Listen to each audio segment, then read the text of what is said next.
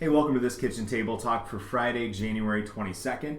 The first thing I want to talk about tonight before we get into some of the topics you guys talked about, we've got a couple links up on fireground4.com that go to the fundraising for fallen Toledo police officer Brandon Stalker, killed in the line of duty on Monday. There's the donate online option for the GoFundMe that family is associated with, and then there's an option to donate in person if you live in Northwest Ohio at the Toledo Police Federal Credit Union, and information on how to get that. And there's also a blog for those of you who might not know, Jeff Dorner, who's part of Fireground training, part of the cadre. He was involved in the incident, and I kind of shared my initial thoughts from that night and what it's like being in a police officer family. And that's under the soapbox option. And in both of those spots, you have the link to be able to donate to his family. So just something to keep in mind. It's just an easy way to find the links. If you're, if you're already on here and you're looking at this, then you probably know how to get to fireground4.com and just click the links at the top of the homepage. With that, Chad, I think your topic is the only starting topic we've got, and we're just going to go from there and talk about taking orders. And I kind of asked you in the Facebook post, what do you mean? I think I did. If not, I thought about it. And I'm like, you know what? We're just going to find out. We're going to just jump into it and see what you mean by taking orders. And so give us the background on why that's the topic you wanted to talk about tonight. Yup. Welcome to the kitchen table. Let it all out, man. Let it all out. Taking orders. The way I was looking at it was myself being a young fire officer and a young person, and having other young people, young subordinates, if you want to use technical terms. I've ran into issues, and then Kate's in here, so she's one of my subordinates. Don't you call her names. Only I can call her names. Quit using big words. I take it as offense when I don't understand what it means. That's from a movie. I'm sorry, I'll stop. I haven't had enough coffee yet. Anyway, so Kate's one of your subordinates, but I imagine she's one of the ones that takes orders without Right. problems. No. Right? No. We got mixed messages there. Right. Sure. Right. Yes. I have been drinking too much coffee. I'll catch up with you. So, okay, so you're a young fire officer with young firefighters working for you. Yeah. I hate to use the M word, millennials. Mm. Go to hell. Go to Now it feels like the engine house. I'm personally offended. Well, I'm one of those, so I offended myself sometimes. No, you're not. I feel old now. We won't get into that. You're not a millennial. Millennial's a different age range. That's why I said I feel old now. Oh yeah, no. I know Matt's not. Matt's definitely not a millennial. Okay, boomer. I'm kidding.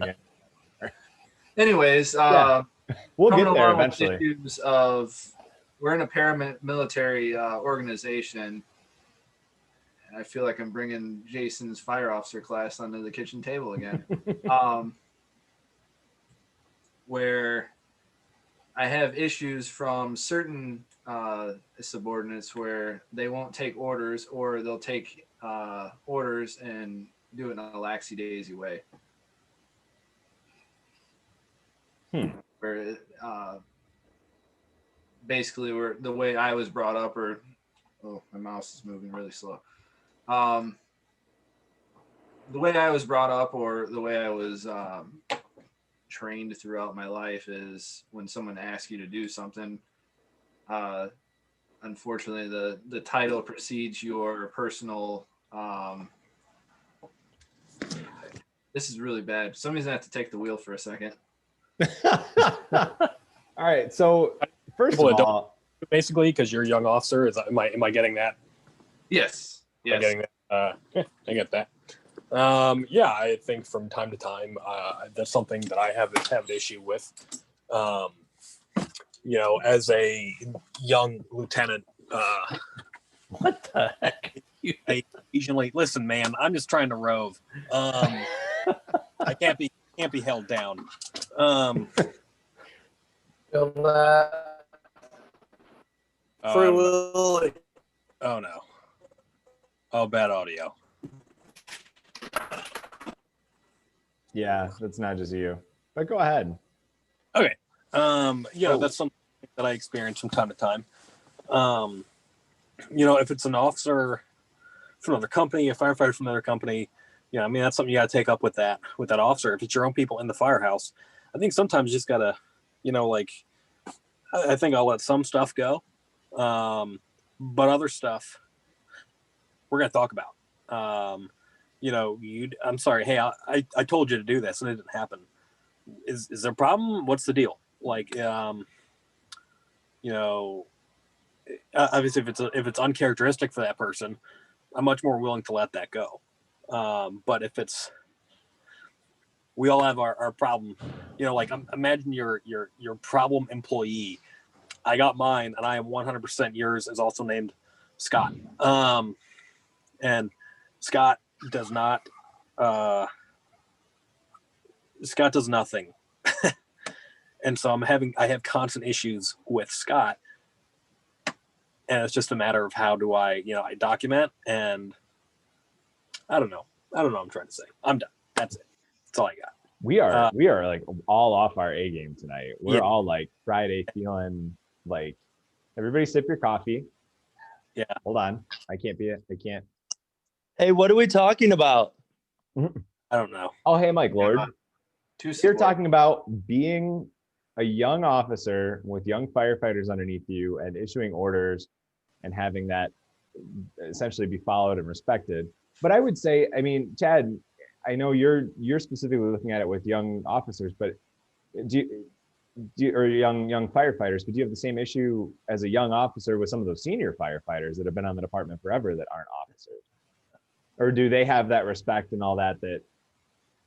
No, I think they have that respect. I think most people, they do listen to me. At least to your face, right? Right. That's all I ever look for. You can talk shit about me behind my back. I don't care. I can say, as being one of those that is a senior firefighter, non-officer, dealing with younger officers. I was there for a while. I kind of got myself into this little thing like, I just instructed you a year ago for you to get your firefighter certification, and now certain things, whatever. Now you're an officer. Now you are telling me what to do. I'll be the first to admit I struggled with that for a while, but I just take that they're an officer. I always agree with what they say and do? No, but they are an officer. You respect your officers when you are on a scene, on duty, on a call, whatever it may be. Just doesn't mean that you have to go have a beer with them after you get done with the call or anything. But when you're on the scene, I feel maybe it's just that old school way, but respect I guess it's almost more of the officer instead of the person, I guess, maybe.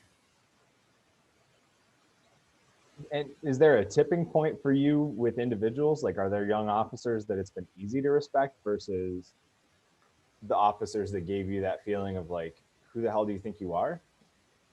No, I'd tell you, it is hard. It is hard for me too, because I feel, and it's just my own personal observation, that it's a entitlement, almost like an entitlement, or where the color of the helmet matters more than the actual job. And that is where I really do have the biggest issue with, and I'll be the first to deny or admit, I mean, I bite my tongue quite a bit, like I said, but I respect and I do talk to, if we do have issues, don't get me wrong, I do that, but I also will not, I guess, disrespect or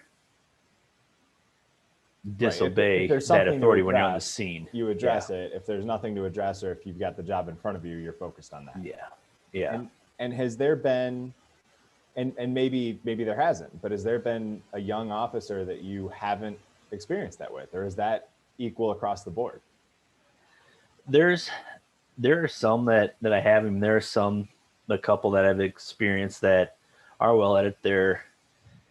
Their leadership skills may not be, they're still working on, which that just comes from, over time, growth, maturity, all that. But you do see that they are trying to, better themselves, make themselves better. But there's still, I find quite a few that are just, I'm a lieutenant or I'm a captain, and that's just the way it's going to be. So because that's what I'm trying to pick out, right? What are the people that you have an issue with versus what are the people that it's a little easier to just kind of shape them because they need that, right? Right. Yeah. So if you've got the people that are interested in learning, they're there for what sounds like maybe closer to the right reasons, right? There's still that excitement about, I have a different color helmet. Now I get to boss people around. But, and everybody's going to make mistakes as a new officer. Oh yeah, definitely. And, and I know, not being one, who knows, I may be in that same boat if I ever was, you don't know, but it's just my observation, I guess, from the years. And, it's also getting it is a lot tougher now because of having, those 20, years experience. You got, officers that are, less than 10 years of, experience that you're on scenes with or whatever. It's just kind of, it's a struggle for a person like me, but, we work it out, we do it. I try to help them and, guide them, but, sometimes they just have their own agenda and they just won't listen. And it's just like, so not worth my time. The attempted forced mentorship, it sounds like trying to push them toward I'm not a Star Wars guy, but away from the dark side and get them on track with where you want. I should have said Star Trek. It would have pissed so many people off.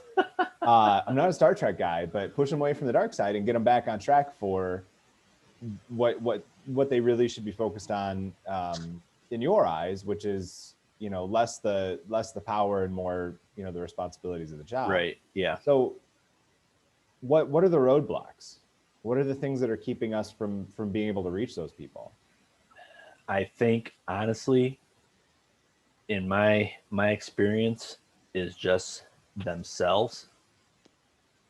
They, for whatever reason, whether they've felt that they, deserve this, and I finally got that, I got that title, I want to do that, or, I need to show that I am in charge to get that acceptance, maybe, I think are the biggest hurdles that I have with, with them. But I've never turned down an opportunity if somebody's asked me, hey, can you, what do you think about this? Or how do you think about that? Of helping them out and guiding them, whatever. But sometimes just kind of, Are they learning this attitude from someone? Or I don't know if it's from someone that per se, because it's just, in different areas. I think it's just that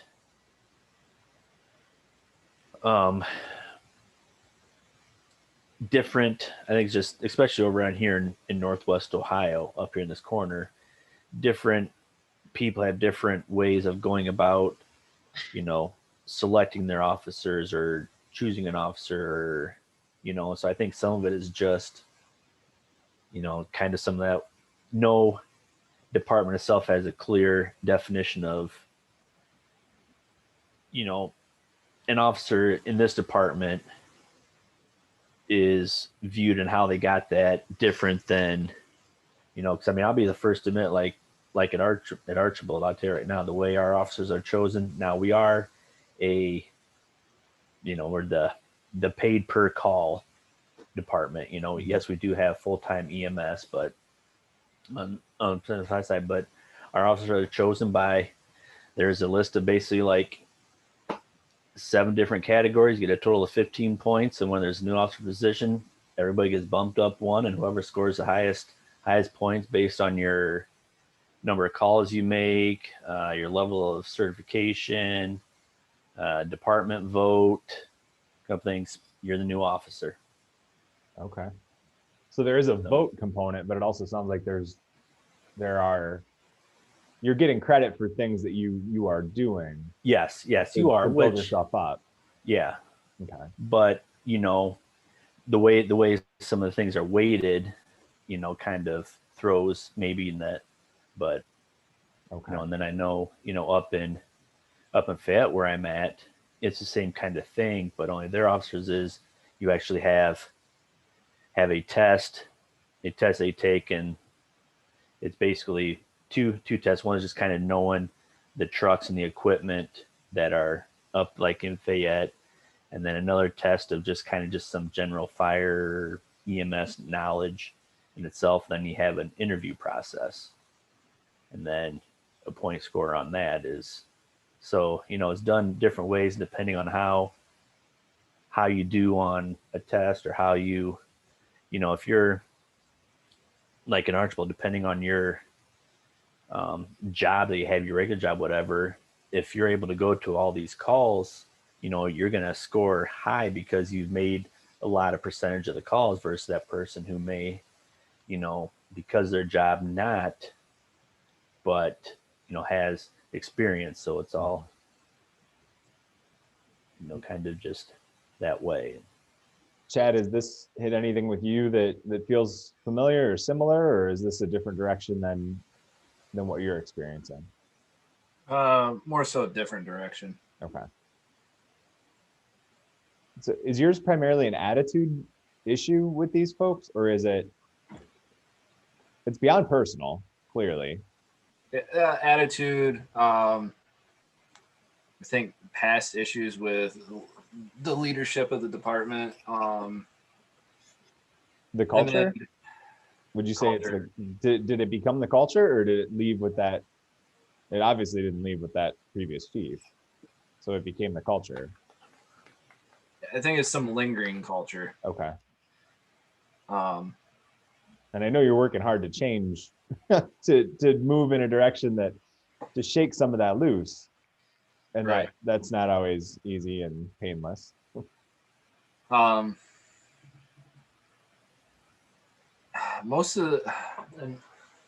lot of the individuals that I have issues with, or I shouldn't say individuals, but a lot of the issue people seem to be, as weird as it is, recent military. Okay. Where you would think they would have a black and white understanding of military. Sorry, I can't even talk tonight now. You're just so emotional about it. You're right in line with the rest of us. Yeah, and that's true too. At least you didn't click the wrong button and have to restart the whole call. So you're still winning. So these are guys that came back. Like, were they overseas? Is there consistency there, or they're just military guys that? Just military guys. Okay. Do you think it's a leadership issue as a whole, or do you think that they have some sort of specific issue with you? So I mean, do they have issue with the entire rank, from the chief down, or just from a few officers, or do you think it's just specific to you? Because if it's specific to you, you might be like, hey man, we got beef that I don't know about? Is there something we got to talk about? And I think a lot of times that will, show people like, hey, there's a reason why I have this position. Like, I've been trusted with this position, and I'm here to fix problems and sort of be in charge. So what's up? Like, what's the deal? Is there let's get back on the same page if there's a problem. If I did something to piss you off, let's work that out. Whatever that is, let's get that worked out. I mean, it could be, they didn't like how you handled an incident 2 years ago. Oh, man, if only you had 2 years to tell me, but yeah. Hey, Chad, is it incident specific stuff or is it non-emergency fire department related tasks that you're having the issues with? Both, actually. And the emergency task thing comes down to freelancing. Oh, Oh, Well, the freelancing obviously needs to be stopped. Right. And then the other problem that we have, or the other problem specific to Providence right now, is too many Indians, not enough chiefs. Gotcha. Or actually the other way around, sorry. So the fire department, the non-incident tasks, like that you give people that aren't getting done, are you giving them parameters? Are you giving them like timelines of, hey, instead of just saying, hey, I need you to wash a truck? No, it's standard day-to-day black and white checklist items. Gotcha. what repercussions have they had so far? And I'm going to specifically take it back to freelancing. We'll get back to the in-house stuff, but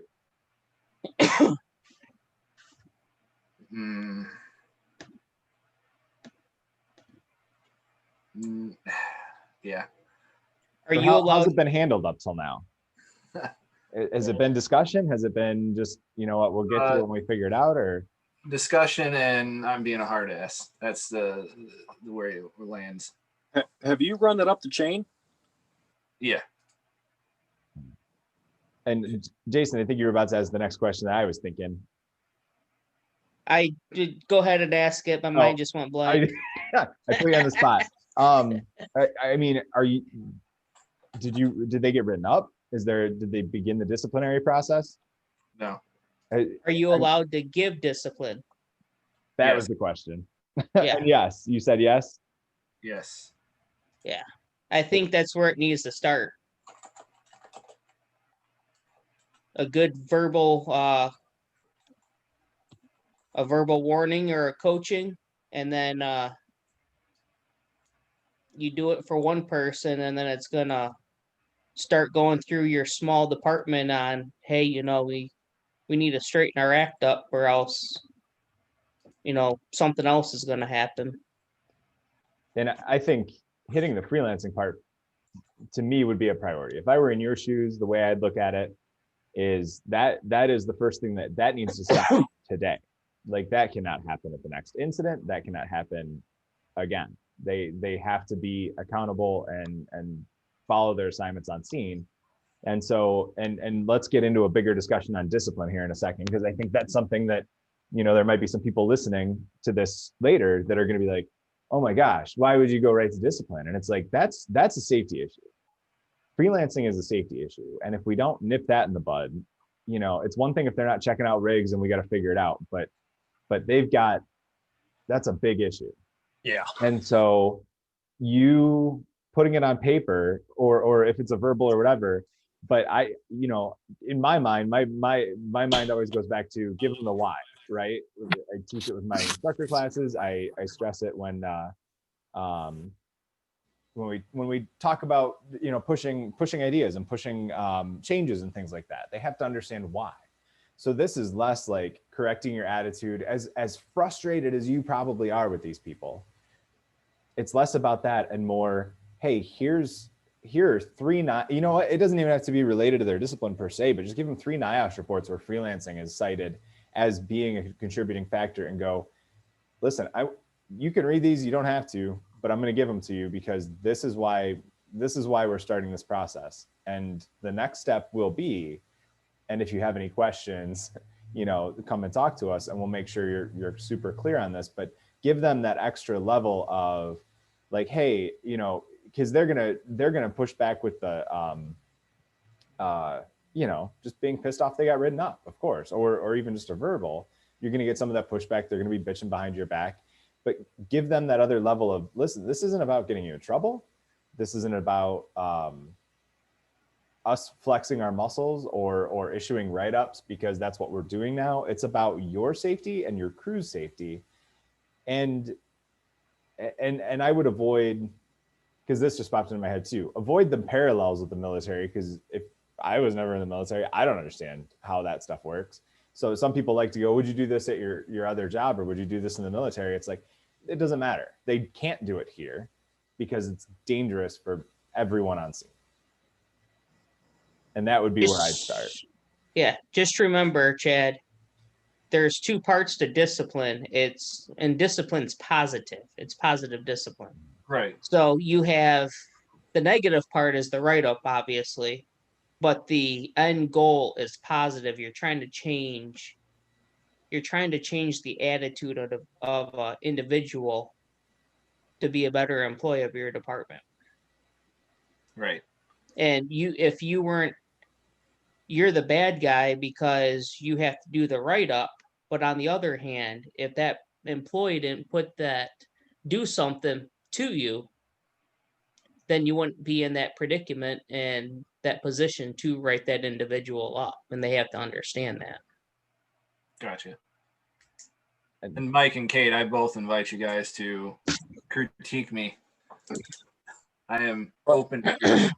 Sorry, I'm talking to new guys at the same time as I'm listening to this, so I apologize. But Chad, you suck as an officer. So I'm just kidding. The worst. Oh my God. No, I know you guys were talking about earlier about younger guys being officers and stuff. Chad, I think the best thing you did as an officer for a lot of us was we were worried about your experience. As a dude, we were like, Chad's a great dude, but we were worried about the lack of experience. But you showed a lot of us that you were willing to go out and do what you needed to do to learn and then bring that back. And then that gained a lot of respect from us that work other departments. And we're like, all right, I'll listen to Chad. But I think the biggest thing with us is just with Chad out there was getting people to fall in line with learning or knowing Chad's a lieutenant, and that's who we go to now. So it was just for us, Chad's attitude was what got us to respect him as an officer, not anything he knew. It was just his attitude. Josh, you've got your hand up. I do, and I'm going to just ask a question only because I obviously don't know a lot of how it works in Western Lucas County. But Chad, does your chief, deputy chief, assistant chief captains, are they all on board with this too? Or are you like the lone wolf trying to right this ship by yourself? I mean, do you have, I would only hope that your admin or whatever you want to call it, your higher ranking officers are supporting you with your decision to try to get this corrected. And I guess that's my question, is to make sure that you have the appropriate support while you're trying to do the right thing. Right. I believe they are.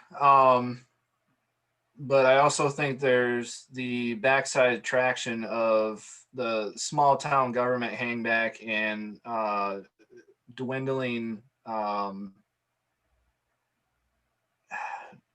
word am I searching for? Dwindling hope for what they were trying to accomplish, where I'm still relatively new to the department and gung-ho with the whole culture change and trying to branch out and for lack of better term, to bring the clean air into the environment, where I believe the others have been trying to, but have hit the wall so many times that it's stifled. Yeah. All right. I get it. Yeah. They're just running out of gas, and hopefully you guys can all make a collective effort at that. And because obviously sooner or later, if that doesn't fix itself, you're just, because of the human nature, you're just going to become the same way through no fault of really your own. Right. Or keep coming back here and we'll try to help you out as much as we can. Obviously, Assistant Chief Francis over there is the closest, person to you that could probably give you some good information, because he's going to know more about your inner workings than I would. Just like Chief said, Chad, Yeah, good point. You have to have your backup. Have your stuff prepared. Write everything down that you're gonna say and rehearse it. And don't go up to somebody by yourself. You need to have a backup. You need to have somebody else of the same level officer or a higher ranking officer in that room with you as a witness. And you make it happen. But the only bad thing is with the small fire department that you're on, what's the repercussions that's going to happen? Right. You know, That's I could be that naysayer. I could get, like we talked about last night a little bit, I could get written up, and I could put a bad taste in your mouth at at your fire department, and I could get a coalition together and wipe it clean, leave, do whatever else, all that negativity stuff. I mean, start reading some journals and stuff like that, and some website stuff. You'll see a lot of that, to where, I mean, it happens all the time. Some console turns around and fires a fire chief, right? For example, how many articles have you read to where that coalition was behind that chief and those people left? Right. Was it right? You can't say. You can't really armchair quarterback that. Was it right? You don't know. Was it wrong? You don't know that either. I mean, the number one goal, you're there for the residents. So just keep all that in mind. Right. And this is a whole different type of management from what I've been experienced in life with working for a Fortune 500 company to working at Original Gino's Pizza as a district manager there. It's a whole different ball game. Now I'm hungry. I think what's going to go a long way with you is if you notice those individuals that are freelancing, or if you notice those individuals that have issues with you informally, you might want to just talk to them, or take them to the side and friend to friend and be like, hey, I don't know if I'm reading you right or reading you wrong, but this is what I'm starting to notice, and I'm trying to get some things changed, and I would like you to help me to change things for the positive. Are you on my team? Can we make it happen? Right. What do you think that response would be, Chad? Just pick one of the people in your head, and how do you, not that it's right, not that it's going to be accurate, but how would you expect it to play out? The okay man, and then two-faced. Just leave it at that. Okay. But at least then you've had the discussion, and then you can revisit it if you need to. And by the way, we're charging you $150 an hour for this therapy, and your time's almost up, so we'll have you reschedule for next week. I have EAP, so can I? Well, your copay is lower, then we'll cut it in half. Is this helping? Is this giving you some? Like, yes. I can almost feel like your frustration. I can feel it through Zoom, which is either a side effect of COVID that now I'm feeling emotions through a computer screen, or you're that frustrated with this. I mean, is this taking a little bit of that off? Is it giving you the direction you were kind of hoping for out of the discussion? Yes. Okay. I would say that it also scares me that I'm putting it on the internet, but hey, how many people are really watching this anyway? You have the stat, so I know. I'll well, it's low, so you're safe for now. You never know, though. They probably hadn't made it this far. Hey, Chad, sorry. My little 2 cents for what it's for, and nobody really cares for mine. But being from that end of because we care for your 2 cents. Stop it. I would just say, from the outsider looking in, and from being kind of where I start at on this topic of the opposite spectrum from you, I would say you need to continue like what uh, Jason said too. Have stuff written down, keep prepared. If something needs to be addressed, need to address it. Have another officer or hire with you to do that. And as long as you keep striving to do what you know is right, what you feel is right, keeping consistency, trying to keep consistency, that's going to go a long ways, and a lot more people are going to, eventually see, like, I forget who said it before about, he cares about it, he's getting it, that'll get a lot of respect. So, I think you just need to continue to focus on doing what you feel is right, what you need to do, department policy wise, keep staying consistent. I think some of that will also kind of lessen a little bit as you go forward. And there's always, this is going to seem like a shameless plug, but it is the Fireground training kitchen table talk. The other option that we see people and departments using a lot is when they have an ongoing issue that they're not able to address on their own. The biggest example I've got of that is something we've already talked on here before is, I've got these 18-year-old kids that come in and think they know everything and think they're invincible.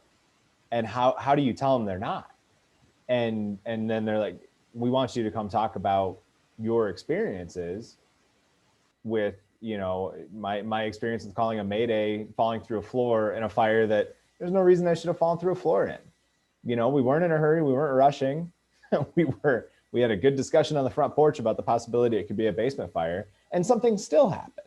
And so we took that lesson by request to a smaller rural department and laid it out and gave them here's the reality.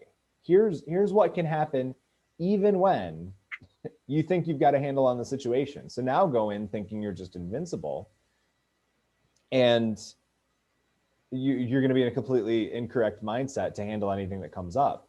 And so, if freelancing is your issue, and it's enough that, it's too far away now to get the discipline part on board, but it's something that you're still concerned about continuing. When you have somebody come in, whether it's us or not, the next time you have somebody come in to teach, hey, we really need to stress this part. There's almost always that behind the scenes conversation ahead of time. When I go places and they pull me aside and they say, hey, here's what we're really having trouble with.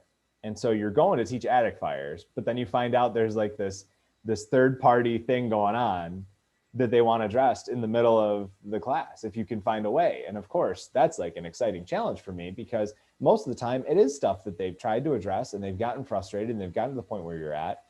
And those folks just need to hear it from someone else. And they're not going to look for it on their own. They're not going to read their own NIOSH reports and take it away, because had they done that, they wouldn't have been freelancing in the first place. So having that outside perspective and that person who, like, obviously I want them to listen to me. I want them to care, but I also don't care what they think of me. I'm leaving in 3 hours. I'll tell them to their face. If they raise their hand and go, well, what about this? Oh, okay. Let's have a discussion. That's part of the point. And so that's always kind of obviously that's not a primary route to solving problems, but it's another option when there's something that you pushed and pushed and pushed, and sometimes it's just finding somebody that can come in and say it from a different perspective or from, and that goes back to backup, right? So you had the issue that Mike kind of, did all of our watches just tell us to stand up? Yeah.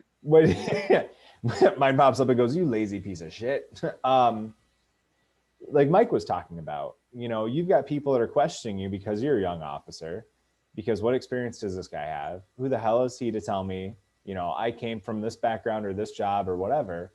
Okay, now somebody comes in and backs you up, not by design, but with proof and case studies and stories. And I mean, now it's like, hey, look at, yeah, Chad was right. Chad was right that freelancing's bad, as if you can't just Google that and figure out that that's clearly the case. So just another consideration when you get to that point of frustration, know that you can reach out to people in this group even to come and, you know, guest speak. And I know it's hard with everything going on in the world right now to get somebody in your engine house, but another option. One thing, Chad, when you noticed the freelancing issues, did you stop it right then and there? I'm not saying, you know, like stopping everything and screaming, you know, like going up to him, the individual and saying, hey, staging's out front. We don't want to have somebody walking around the property or whatever the incident is by themselves. We need people in staging because, you know, I'm not saying make something up to blow smoke up somebody's ass, but there's ways of doing things instead of, you know, like, stop what you're doing. But you need to stop it. Once you see something like that, you need to stop it. Because I don't like really using this analogy, but, you know, you have a dog, don't you? Yes. Or do you have an animal? So Yeah. if that dog shits on the floor in your house, do you wait a week before you talk to him? Or do you like say, you know, roll up the old newspaper right then and there? Yes. Chief, if Chad starts swatting me on the nose, I'm coming after you for it. Okay. Mike, I prefer water bottles. They're more effective. Yeah. Chad's gonna start walking around with the spray bottle.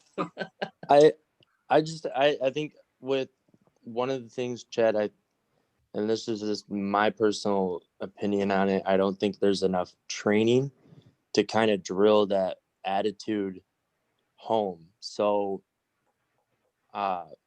two of my mentors always told me, if you act like you know what you're doing, everybody else is going to follow that and act like they know what they're doing too. So I think there's not enough training as of running a scenario. So like, for example, at Rossford, we run so many scenarios that when I get on scene, I just go back to that training that I had before.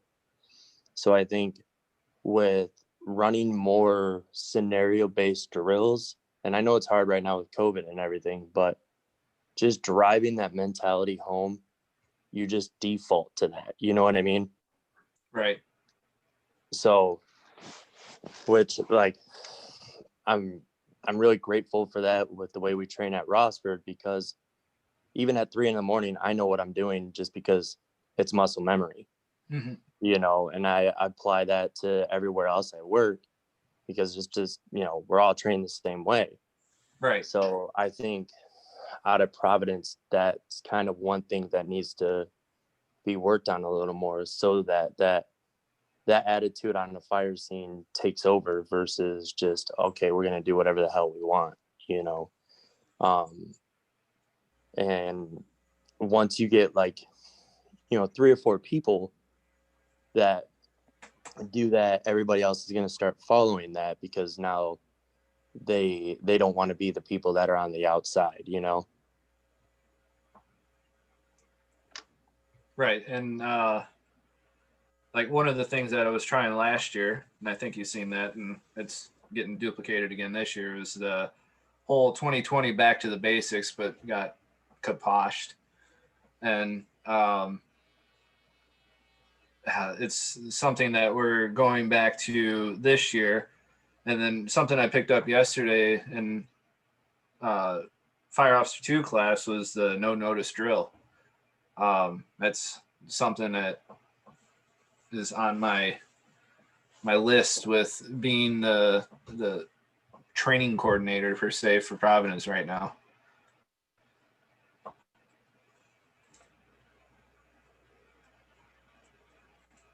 And you know, the rest of us are willing to help if you ever need that help, you know? Right. I know I'm not out there as often anymore, but I'm only a phone call away. If I have the time, I'm always willing to come out. And I'm out there all the time. So. No, Barrett,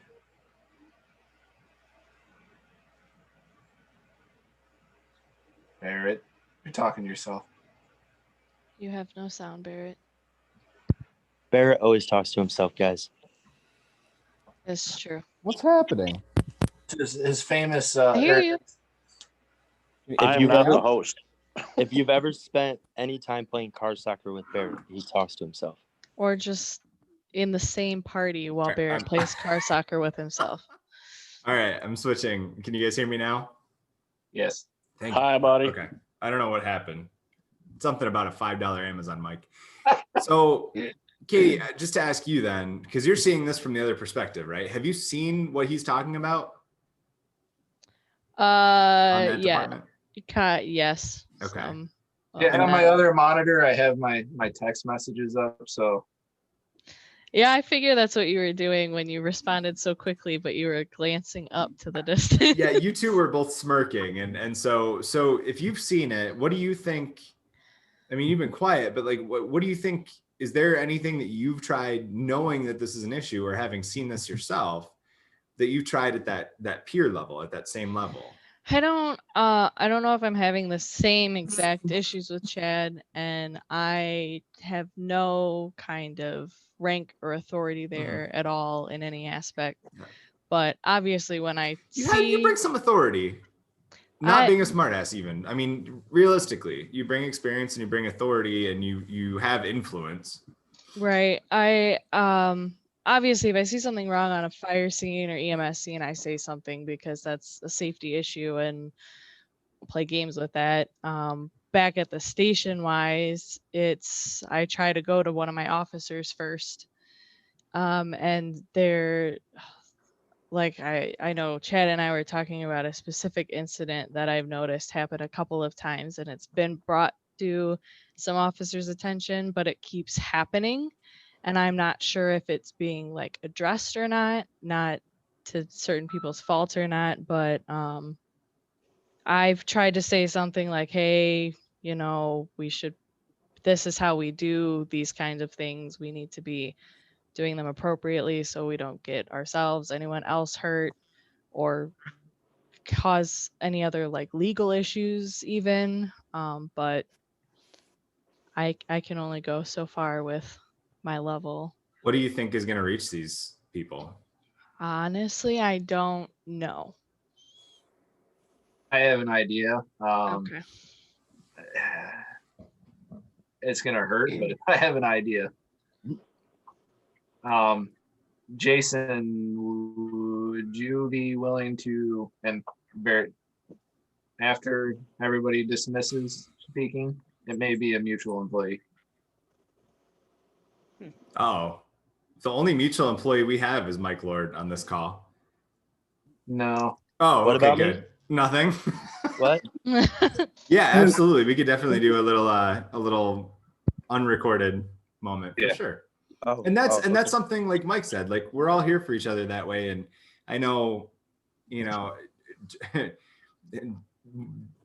Denny's breakfast with Josh, hearing about, him having the ability to call other chiefs in the area and talk about stuff and figure out how to handle stuff. We have the same openness with other people on the departments around us and across the country, right? I mean, I can call Dan Turner. Is he gone? He gone.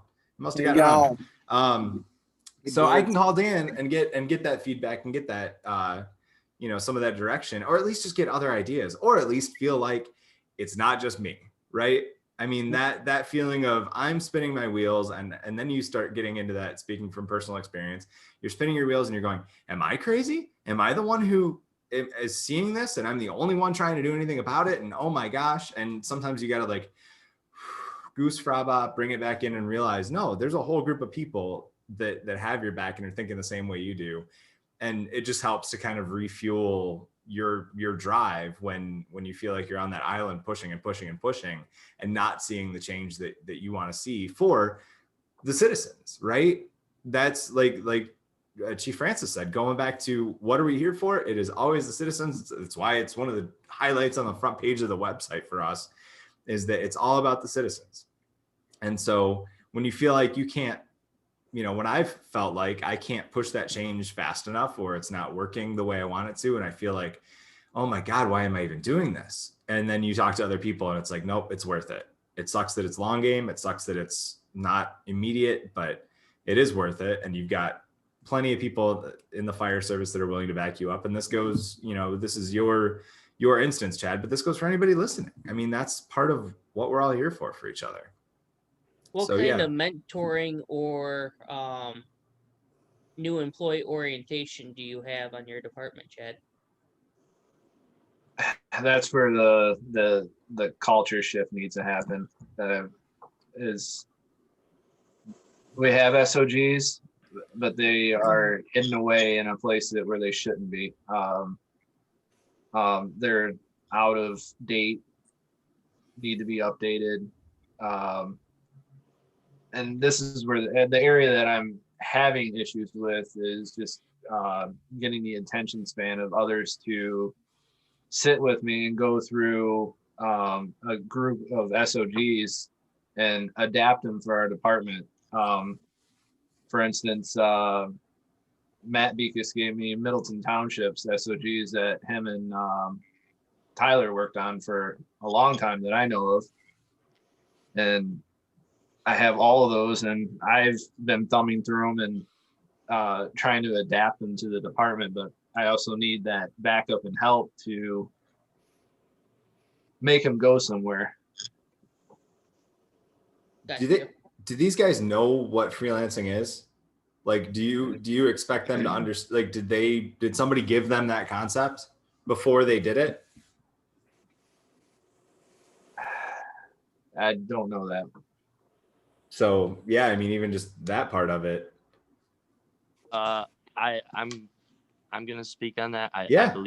I believe they do understand it and know what it is. I think it's just a mentality of not so much, this is nothing against you, Chad, okay? And don't take this the wrong way.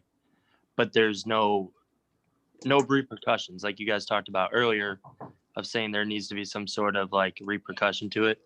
But there's no like real, if you do it, okay, somebody might be like, dude, what are you doing? Get the hell back here. Mm-hmm. And that's really the end of it. You know what I mean? So they know what it is.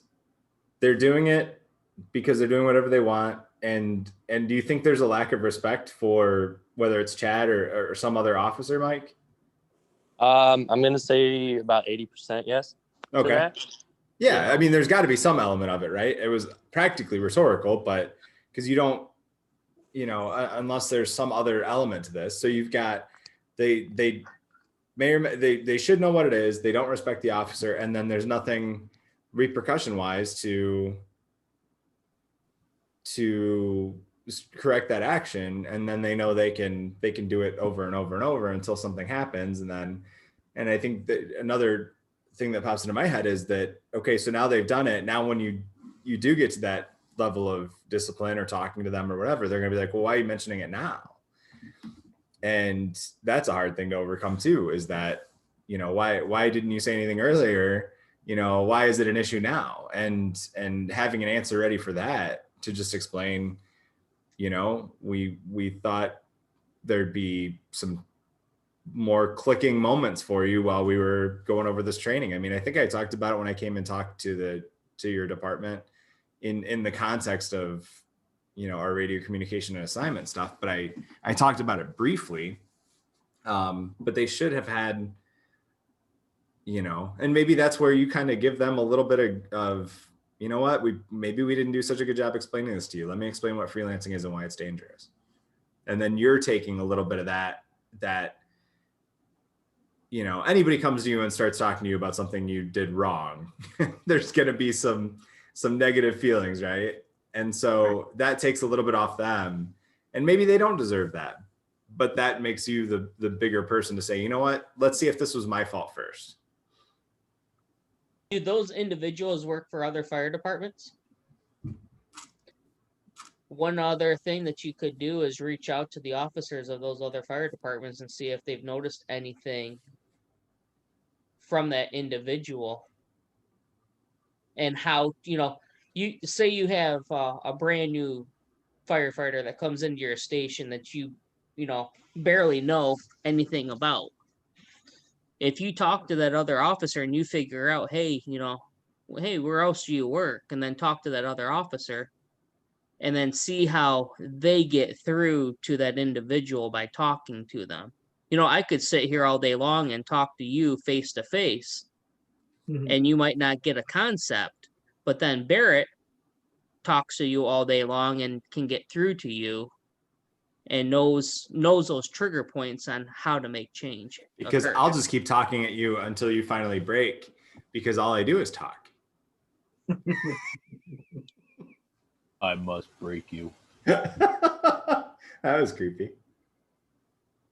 No, it is pretty tough. And then you got to remember too, everything that you do, like we said last night, we study people, right?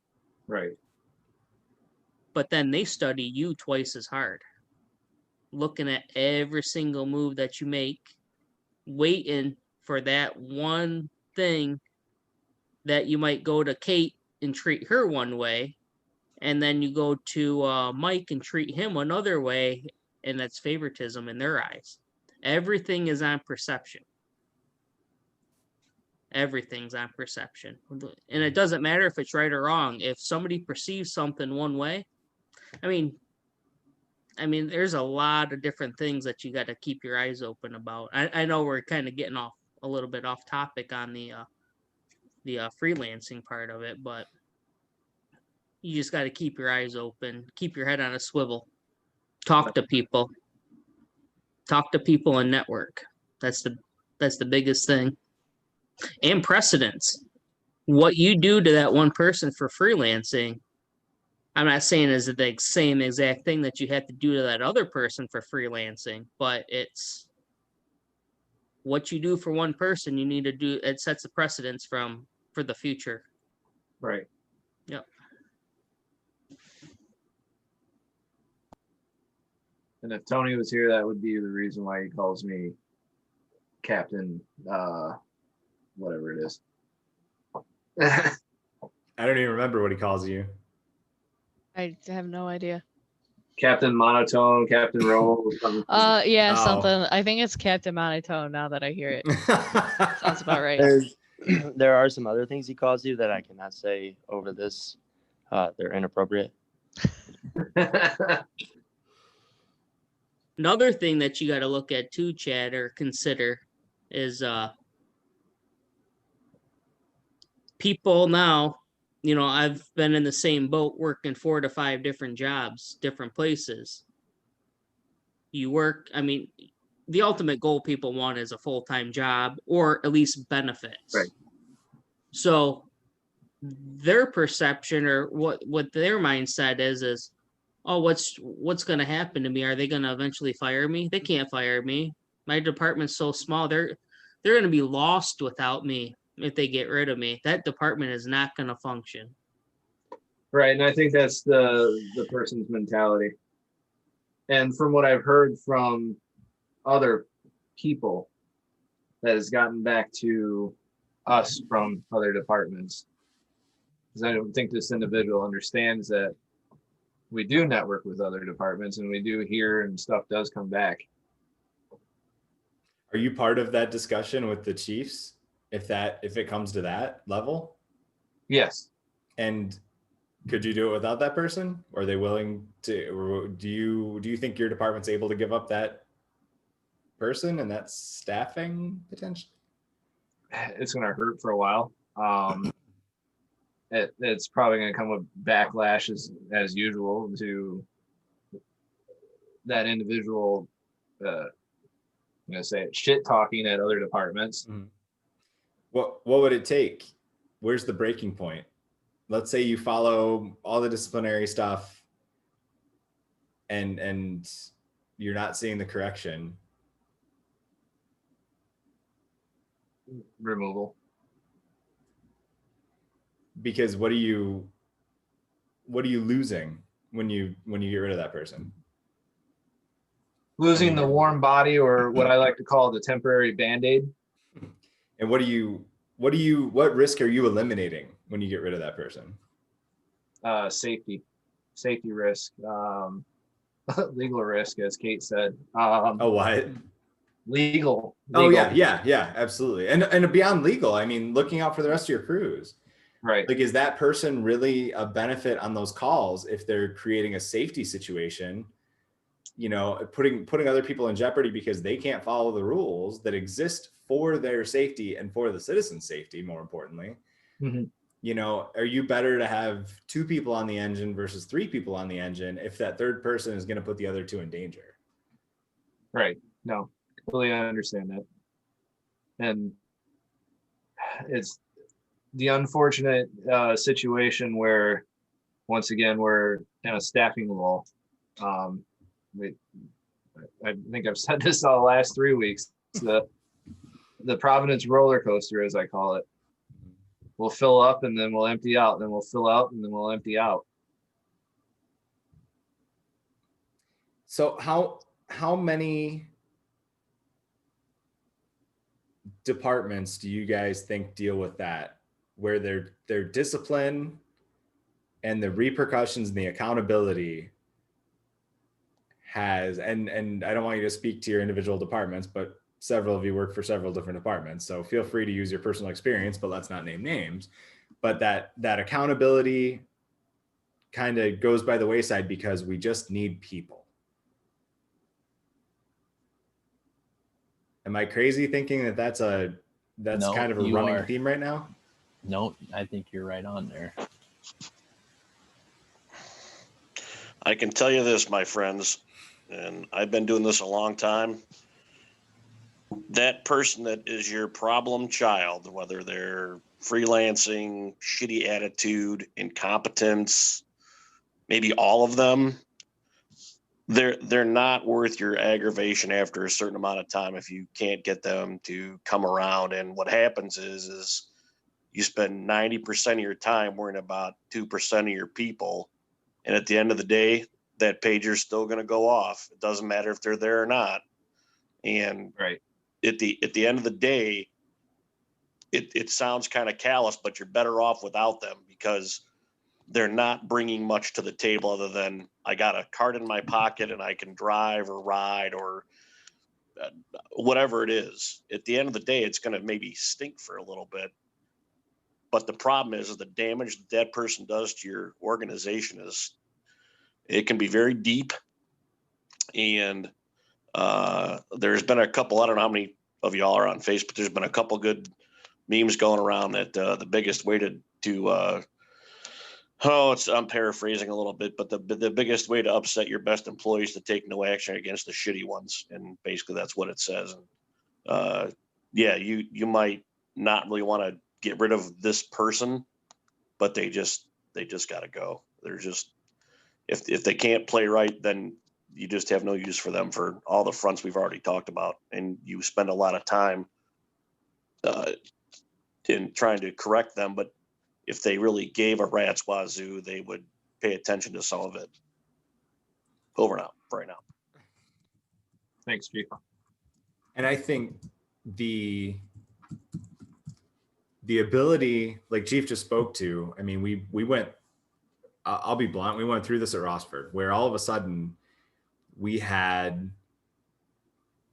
were already having staffing issues like any department is right now, or even the last 2 years. And it got to the point where all of a sudden, like the core group that we relied on wasn't coming in, and everything was like red flags popping up, going, something else is going on. And we worked to try and pinpoint it in a way. And I'll preface this by saying, because I specified the department already, this individual, I like this person. I'm friendly with this person. I have no issues on a personal level with this person. But there was one individual we had that had been working the majority of our day shifts, our 8 to 4, who would just talk about everything that was wrong with the department and talk about the things that weren't changing and the things that weren't being done and what's pissing him off today. And around the time he started working more is when we started seeing the drop off. And sure, there could absolutely be other variables, but the best thing I could figure out as I was looking at it from the role of union president was this person had no idea what kind of influence they had. And almost thank God they didn't in some ways, because if they wanted to use it maliciously, but unintentionally, they didn't realize how much influence they had and unintentionally bottomed out the department's morale because we were already kind of on that, on the ledge. And it just took one more good push. And some of that was from other people, years and years and years of other people being that negative person that didn't want to contribute, but wanted to bitch about everything. And this was like the last straw. And so that person ended up leaving the department, and we had to start rebuilding. And like you guys heard in last week's talk, and Mike, I see your hand up, I'll get to you in a second. But like you guys heard in last week's talk, Rossford's getting its feet back under it now with getting back to the way things were. And it's been years. That's a lot of damage from one person. So when you're looking at, is this person, and I'll take it in another direction, another organization I work for currently, that's not a fire service organization directly, but they, we had an instructor that we were looking at this person going, oh my God, we have to fix these issues. This person is not here for the students. This person is not getting this. And I started making phone calls, the networking that we talked about, to figure out, I wanted it, basically, I didn't need any more detail other than, is this person going to be able to be trained and coached and mentored, or is this person a lost cause? And it's still my decision in the end based on my take, but I wanted to know what people who'd worked with him before thought. And the answer I got most of the time was, this person is a lost cause and here's what to prepare for. And that really helped dictate how much time and energy I was going to put in and spinning my wheels, but also made me recognize we need this person out of our organization because of the potential and because of how much energy it's going to take to correct the things that had gone wrong. And so when we look at, well, what are the repercussions for firing someone, or telling people, listen, and take away the legal and procedural and officer nuance here, but like, listen, you just don't fit in here. This is not working out. We feel like we are not reaching you, and it feels like it's at a dangerous level. And, maybe if you're this unhappy and you're this unwilling to change to fit what this department needs you to do, then maybe you just stick with your other departments and we call it here, a mutual breakup, because that person has so much potential. I hate using cliches, but that ticking time bomb of what impact are they going to have on your department? So when you hesitate, and not saying this is what you did, Chad, but when people hesitate to like, oh, do we really want to discipline them? Oh, do we really want to fire them? Yes, you probably do. Because if you don't now, you're going to be working so much harder when it finally happens anyway to fix the damage they left behind. Mike? I was just going to speak on like what Chief 29 said there, that means statement was great. I know, honestly, to tell you the truth, Chad, me personally, and some of us that have been out in Providence, we have a lot of pride for that because of what it's become. But at the same time, we have a lot of worries because of certain people. I know if I go out there, it's kind of one of those things like, am I going to come out here and we catch something and I get hurt because there's somebody else lacking? If I get hurt, Mrs. Lord's not going to be happy. So it kind of comes down on that is, and I know I'm kind of speaking for others, but it's more or less like we worry about that. So do we want to come and work and take that chance, of if I come out there, I might get hurt and then I'm kind of screwed, because of, one or two people. So it does affect us at that level too. And like Barrett said, with the morale thing, that is a big play.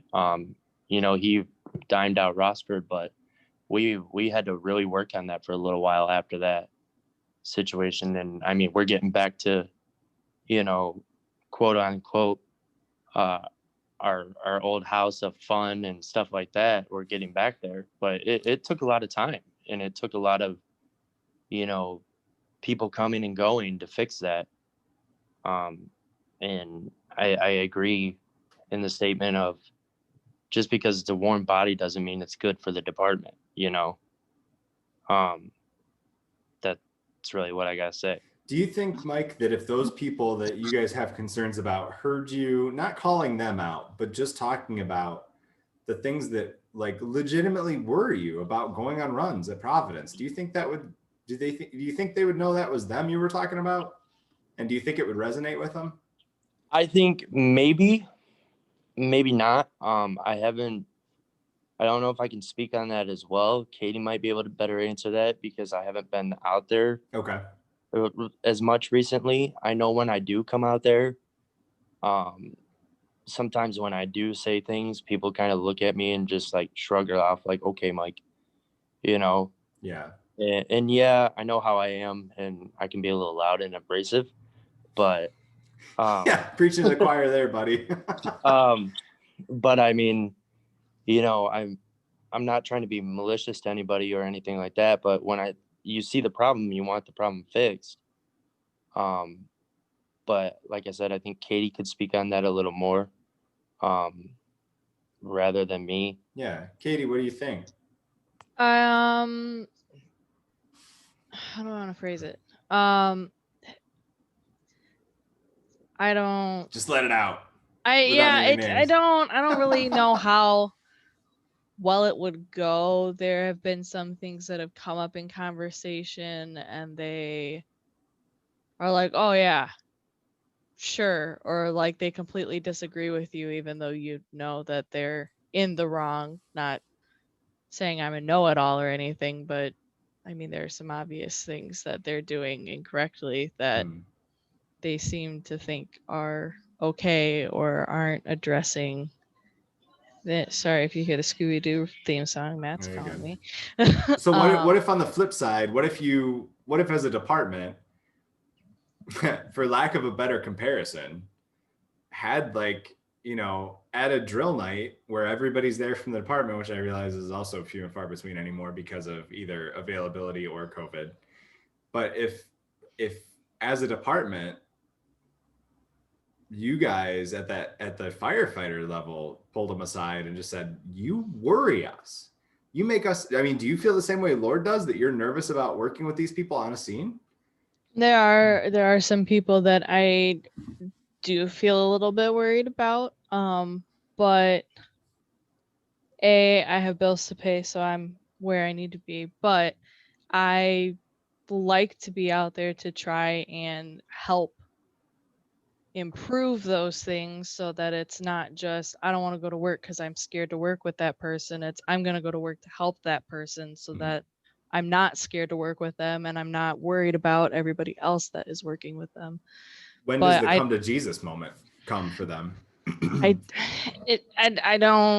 haven't really had to do it a whole lot, and some of these people are newer, so I don't know them as well, or I don't work with them a lot, so I don't fully know how they react to situations, or how they, like, if we all came up and were like, hey, this is something we're worried about, if they would really put in an effort to fix it, or if they would just shrug it off and be like, whatever, y'all are crazy, and keep going about their day. So I don't fully know how that at least then that would give you, because yeah, like I said earlier, Chad, like what do you think their reaction is going to be, whether it's true or not, right? We get into that, pull out some big terms here, but that cognitive distortion of fortune telling, right? There's a whole list of cognitive distortions, things that happen in our head, catastrophizing, thinking that it's going to be the end of the world if this and this happens, or there's a whole bunch of them. It's a cool little thing to look up and understand kind of the inner workings of your mind. But one of them is fortune telling, that, hey, if I go tell this person, they're gonna do this, or they're gonna go to this other department, or they're gonna not understand it. And at least in the beginning, for sure, we need to kind of, think about the possibilities, but don't get so caught on this is how they're gonna react. And not saying that you have, but just that give them that chance to surprise you. And when they stop, when you get to the point where you're just like, okay, I've tried, and then you go to that next step, and maybe it's a deeper discussion. I mean, if it's I've seen people, there was a come to Jesus meeting in another department I was on for somebody, and they got the message and they changed their ways for a while. And then, then they got promoted, and, and held on to some of that respect, not a lot of it, but some of it. And, but it took the whole department essentially to say, they basically said, we don't want him to be our officer because we don't respect him. We don't trust him. And honestly, didn't feel safe around him. And that was a whole other level of wake up call for that person. And so if they get it, great, you're there. If they don't, then that's one more. And again, the way I split it is, are they reachable or unreachable? That's one more in the unreachable category, where you're looking at how much, like Chief Drouard said, how much are you investing of your time and your energy versus just let's work on removing that person from this organization. They're not going to fit. They're not going to fit. They're not going to learn. And they're creating a safety situation, a safety issue and concern for other members that might, now you're looking at that warm body versus how many people aren't coming there because they're worried about their safety. So you've got other warm bodies, but they aren't coming down because of that one. And that is another common thing I've seen. Working in a combination department, when certain full-timers were working, those volunteers were not showing up. Same thing here. That person's working. Now you're going to that structure with 2 on the engine because those are the 2 at the station, and nobody else wants to go work with that guy because they don't feel safe. One thing too, Chad, that you probably should look at is the freedom. How much does your department allow employees to have freedom, do what they want, at the station, doing tasks, doing different things of calling the shots, and not letting upper, administration know what they're doing, or the officers. You can have problems with that because that one, and if it's 1 or 2 individuals, they're seeing that and they're like, oh, that's what I can do too. Right. And there's no issue. So it sounds like 90% of it needs to, it's a training issue. Like Barrett said, bring people in, start doing some training on freelancing, dangerous fire department acts, doing some skills competencies on some things, going over the 2 in, 2 out rule. That's huge. Mm-hmm. That's really huge. And then go from there and keep monitoring it as soon as you nip the freelancing part out. Tighten that leash a little bit. Right. And then swat them on the nose with that newspaper if you need to. Yeah. Or for Mike, the spray bottle. Yeah, there you go. He deserves it. What are you thinking, Chad? Yeah. Fair. There's so much going through my head that it's, yeah. Can I ask, have we talked about like mentors for these people? Tried.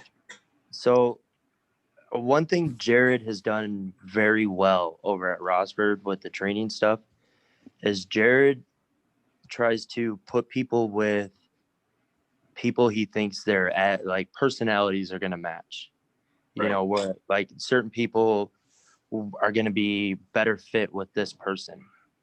And that is one thing I've noticed Jared really push when we've gotten newer people is who's going to work well with this new person, who's going to be the best fit. And he has also done, if they're not working well together, taking that person and putting them with somebody else. and those are their mentor people. And I think that has worked really well with a lot of our newer people over there. And I think that's something maybe looking into out of Providence is, taking these people, who's gonna be the most patient with this person, or who's gonna be the best fit to mentor this person and go that route. Because like I said, that has worked extremely well with us over at Rossford. I know when Dan was doing it, Dan tried the same thing and stuff like that. But Jared is very pushy with that, and it's been working out really well. So maybe something like that. Think about that, and give that a shot and see how that goes. And just explaining to the people, like, hey guys, this is what we're gonna try. We need to fix some things.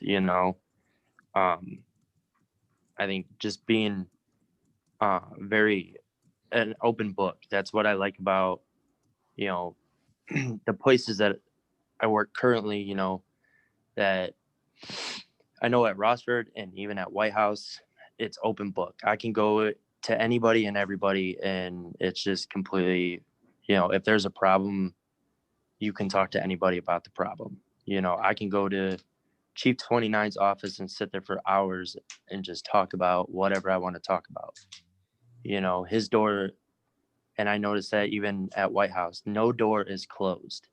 If the door's closed, there's a note saying I'm busy. I think that's a big thing, is just because they saw Mike coming. yeah. As soon as they hear my feet coming across the floor, the doors are shutting. They got that Post-it note ready to go. Yeah, you don't have to worry about that though, Mike, because I took the door lock off my office. But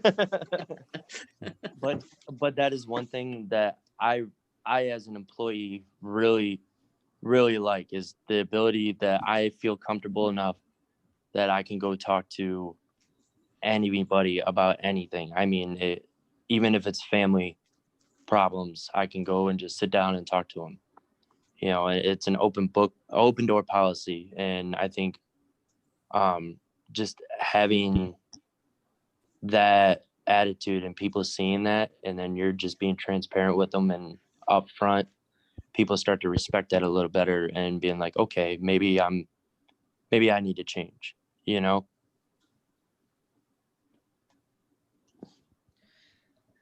I agree with Mike on the mentor thing. And maybe try, I know the hard thing is trying to find somebody who's going to be a good fit, and B, somebody who's going to be around often enough to make a difference, because we have people that fluctuate in and out and life happens. But I know when I started, I didn't see a lot of it happening with other people, but like I managed to always get paired up with Mike, which was helpful for me because I knew Mike before I started working there. So I was already comfortable with him, but he and I get along very well. So he taught me a lot of things, and I felt comfortable asking him questions on, I don't know how this works. I don't know where to find this. I don't know what I'm supposed to do. And he was very informative in helping me with that. And I attribute that to why I feel so comfortable out there, because I actually had somebody that I was comfortable with teaching me all of those things. So I don't know if that would help our situation or not, but I think it would be a good idea to try.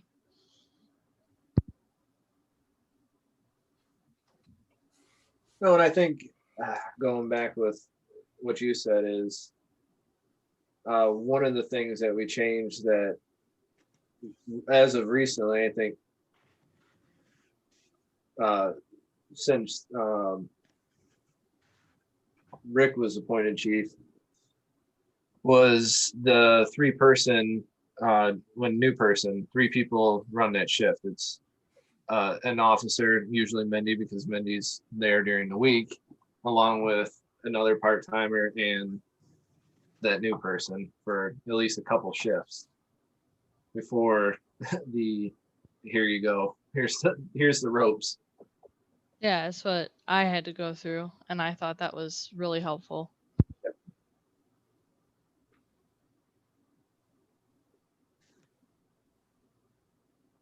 Did we fix it? Just your face in reaction to that was almost heartbreaking at that joke. That was so Bob the Builder. Oh my Wow. gosh. Oh, that was not intentional. I have never watched that show. I know the song, not going to sing it, but at least we gave you plenty of ideas, hopefully. We'd love to just fix it, but Right. we can go break their kneecaps. You want us to do that? I need you all to come join. States Exhibit A. Don't Well, tempt now me. you get to look forward to any change that you want to make. 70% of it fails if you don't keep on it. Right. Hey, I learned in this one class, Chad, about a buy-in, right? Yeah, I was gonna say that sounds like a buy-in project for this class. Yeah. You come up with an idea and then you pursue that idea. I don't know who taught me that, but But I think there's a shark behind him. Change in the background. No, the shark background's actually fairly appropriate. You got sharks in the water over at Providence. That's from Chad. That's in Chattanooga, Tennessee, at the aquarium. Oh, is that your picture? Yeah, that's a picture I Nice. took. Yeah, That's awesome. yeah. Huh. Well, I'll I'm change very it. familiar with buy-in, so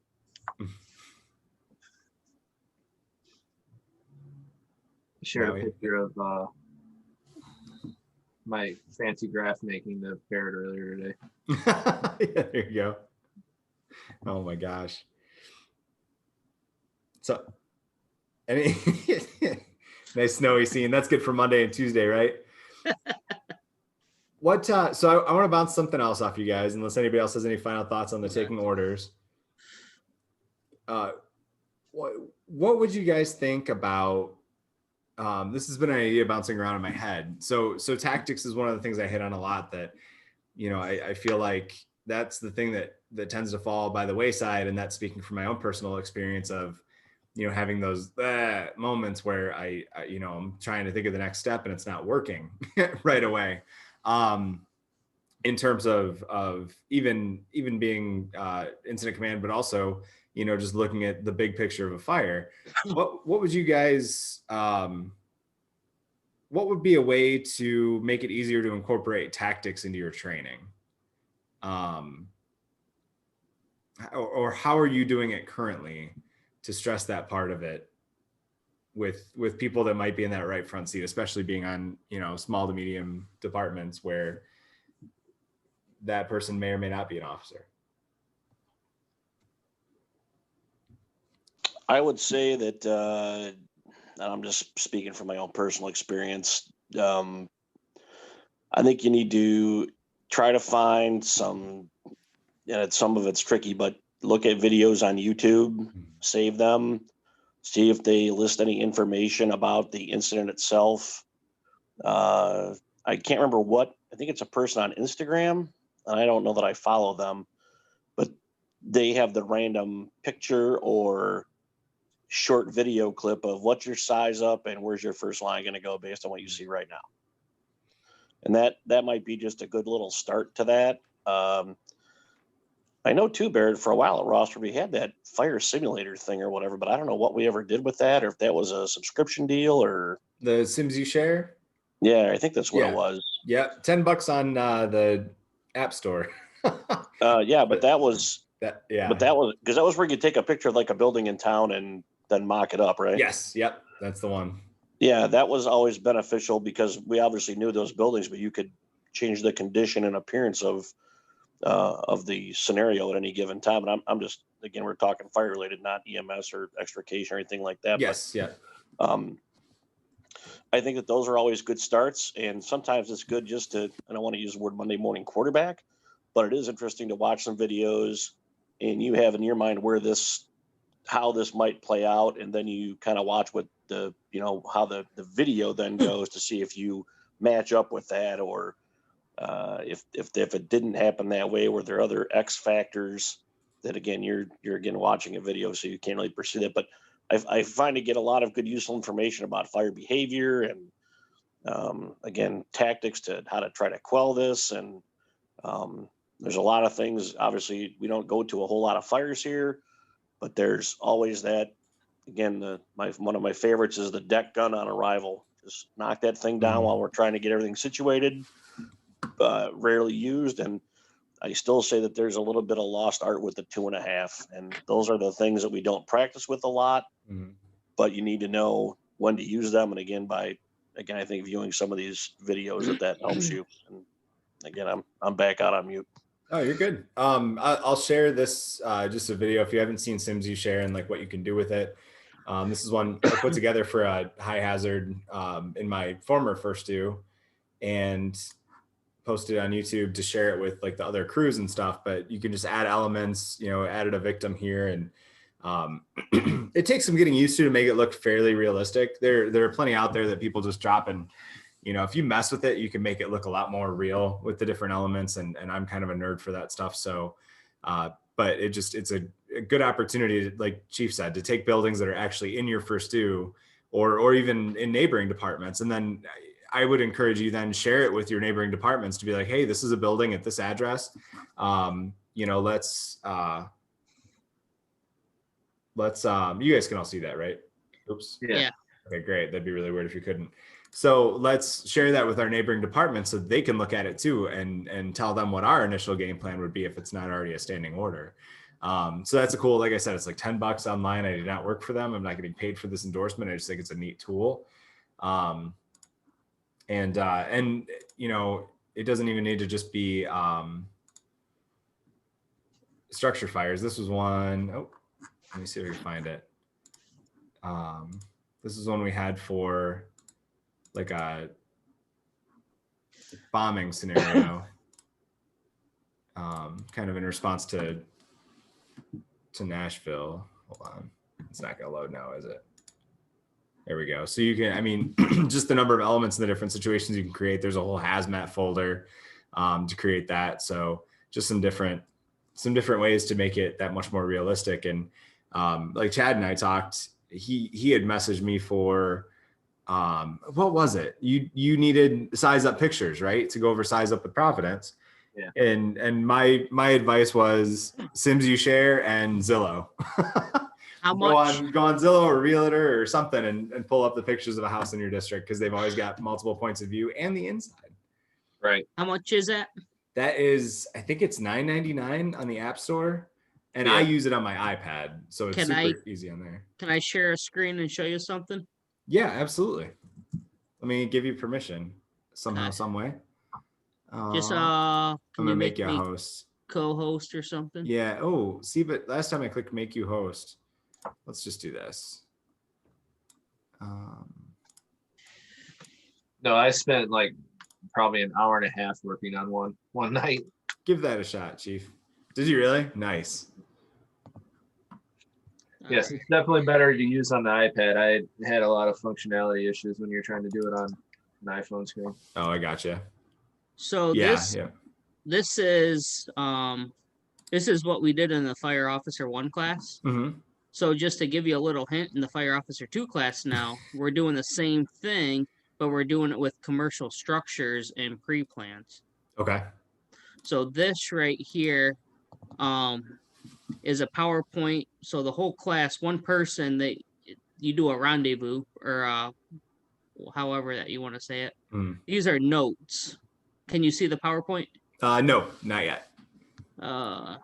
Deja vu all over again. Yeah. No worries. At least again, I still take the cake for the biggest tech issue tonight. So you're gold. Now we can see it. Now you can see it. Yep. Okay, let me expand it. So, oops. Mother. This Holy is Randy the world Roslin. we live in. Yeah, that was very close to a Rosalinism. Wow.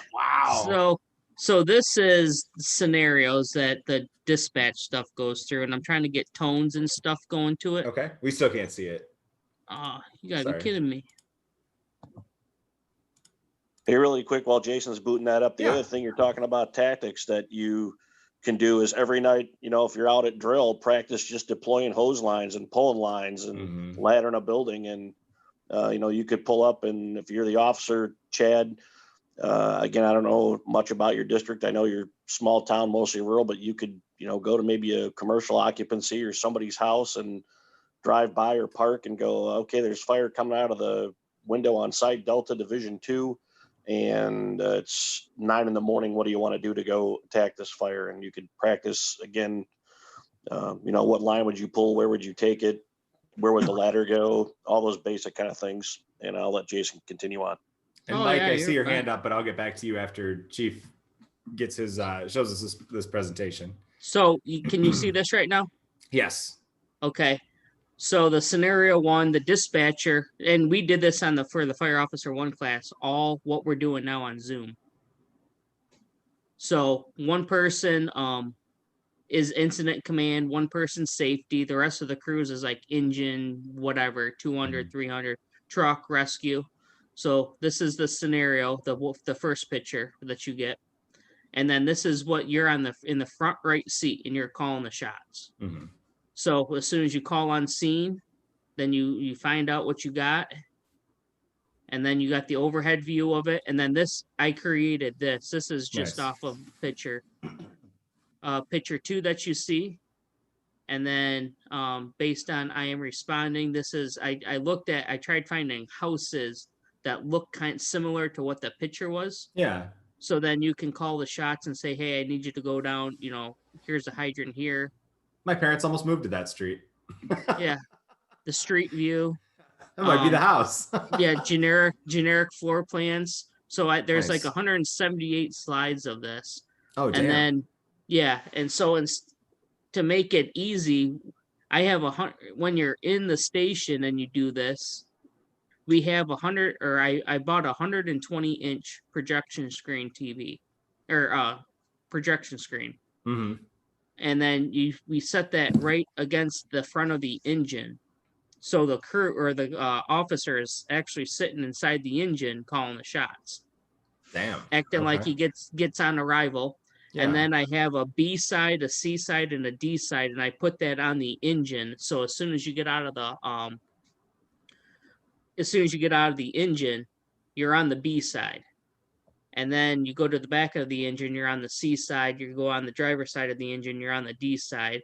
And we're doing like 10 to 15 minute scenarios based on this. There's no scripts. It's just the incident commander calling the shots and seeing what they can do. And then we critique it each time. So that's why, like on here for the computer, that's why I have side A. Mm-hmm. And then you can go around and see everything else, what you have. So that's kind of what we do. Nice. And you use this in your Fire 1 class, and have you guys done this department wise too? We've done it department wide, but we haven't used this. We've just used basic pictures. Okay, we haven't gone that in depth on it. But yeah, it's good deal. Just incorporating all that stuff. And then I've got some hazmat stuff that I use the Safer mobile app. Okay. Have you heard about that? I don't think so off the top of my head. So you can screenshot different things, and then you can put up different scenarios and things like that. It's pretty neat. I mean, it's just doing snippets, kind of like what we did here with I Am Responding. Okay. And then like this one right here is a pre-plan that you can go over. That's why what we're going to be doing is doing the pre-plans, doing commercial structures with pre-plans, and then makes it. That's what I got. So I'll share it back to you.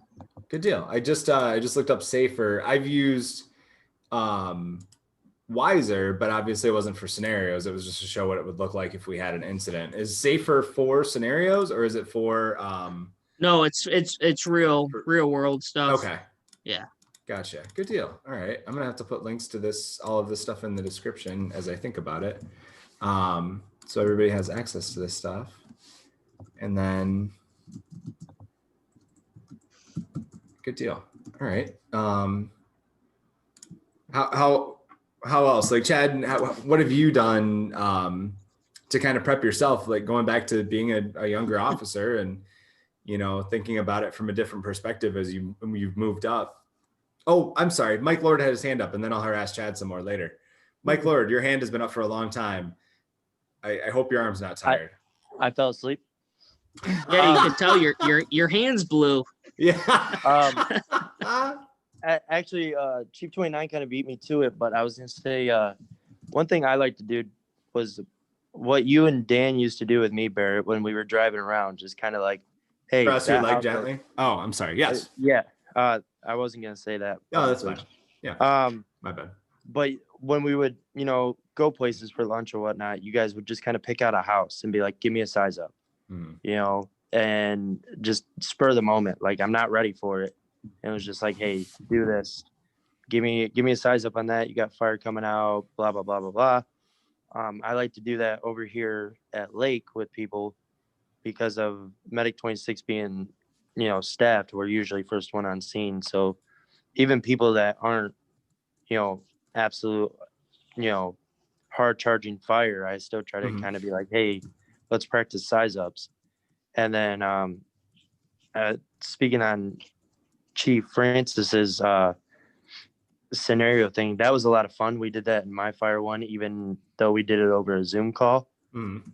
That was, I found that very beneficial, and I mean, a whole lot of fun. It was something different. I know we ended up having like a cobra bite inside of a house at one point and stuff like that. But I know I've talked to Vasic over at Rossford about trying to do something like that with our department, just to kind of work with other people. So I was kind of beat to the punch before when I put my hand up. So no worries. Party. Well, and that stuff that we used to do with you, I've adjusted how I do that too. Like I still, if I'm on a life squad, you know, an ALS ambulance with my partner, and Antoine Mister, one of my favorite partners to work with on a let's go around and just goof around and do fire training in an ambulance, buddies. And really all my partners are great for that because we're all fire nerds. But Mr. and I had one particular day where we just made it the whole day. We just between every call, we'd go pick houses and throw them at each other. And like you said, wait until you're off guard, where even people that aren't into it, they just want to just perform, right? You put them on the spot, they're usually going to do it. And so the one thing I did that I changed in that is now it's not just what's the size up, but then it's where's your first line going? Because that's the thing that I didn't always have in my head. And I went, you know, I pulled up at the first structure fire I was at as the only arriving person. So I had commanded a structure fire with an engine crew that knew exactly what to do. And that is a great feeling because they figured out the fire was in the attic. We had a report of a victim inside, got that information real quick that she was out. Police had gotten her out. And so everything went really smoothly there. And I didn't have that like, moment, but getting on scene first in an echo unit and going, oh God, like what are the tactics behind this? You know, my brain hadn't gotten that far because I'd spent so much time, like I think a lot of us do, or a lot of our training has prepared us to do is, all right, give a size up, you know, start from, and size up is super important. Don't take that away from it. But what's the next step? What do I have? Where's it going? What do I need? Asking those three questions became my 3 a.m, you know, brain jogger of what do I have? Working fire. If that's all I can say, that's all I can say. Where's it going? Where is that fire? Is it going to the attic? Is it going, you know, to the house next door? Like in Jason's first picture of those two houses, you know, do we have an exposure issue? And then what do I need? What's that? Do I need the line, that first line to go between the houses and knock down all the fire? Do I need it to go in the first house because that one's rolling? You know, whatever it is, just getting those wheels spinning for not just here's what I have and stopping there, because I feel like that's something that I didn't recognize in myself until I was in that spot and went, what's next? So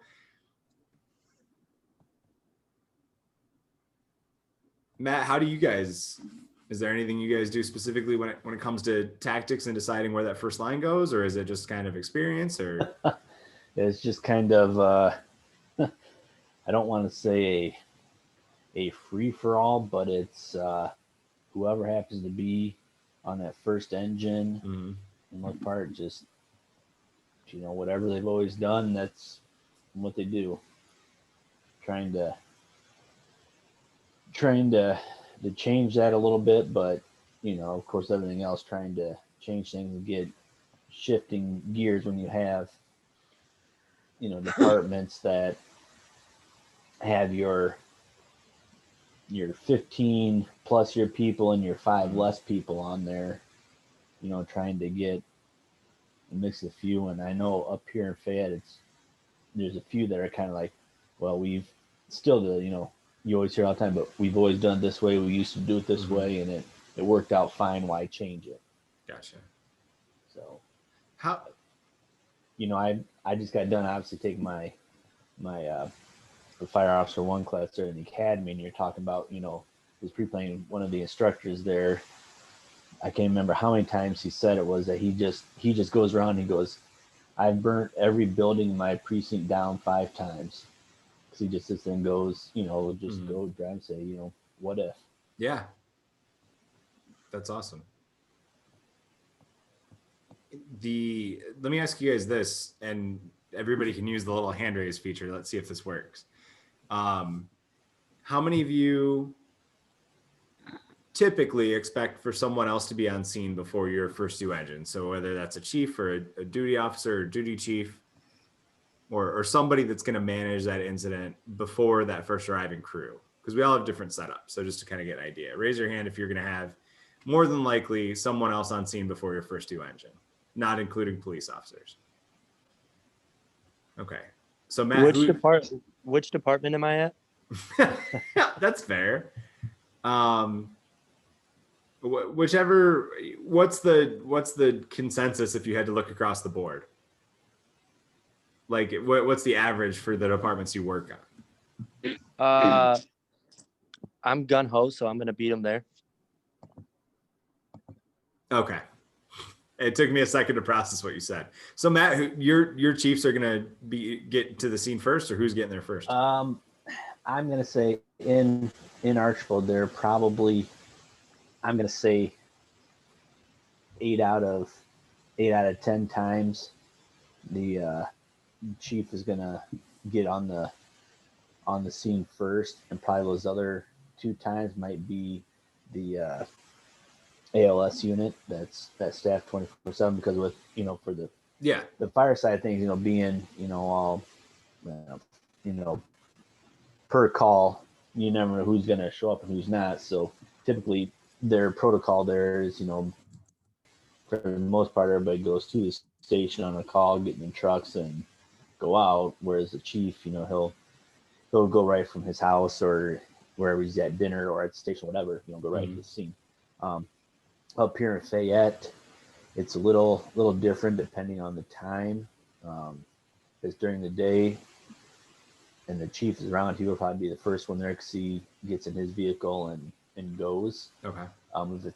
If it's at night, it might be whoever is the duty crew working be the first one on there, or one of the other line officers who might be at their house, gets up and goes. So I'd say by and large, for the most part, it's usually a chief or a line officer that will be the first one on the scene.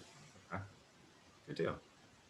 Yeah, it just kind of helps shape the the likelihood stuff. And then if the crews are expecting not to have to give a size up and not have to think about tactics, that one time that, oh man, chief must be out of town, or is doing something, and you get on scene and you're like, oh, it's my turn.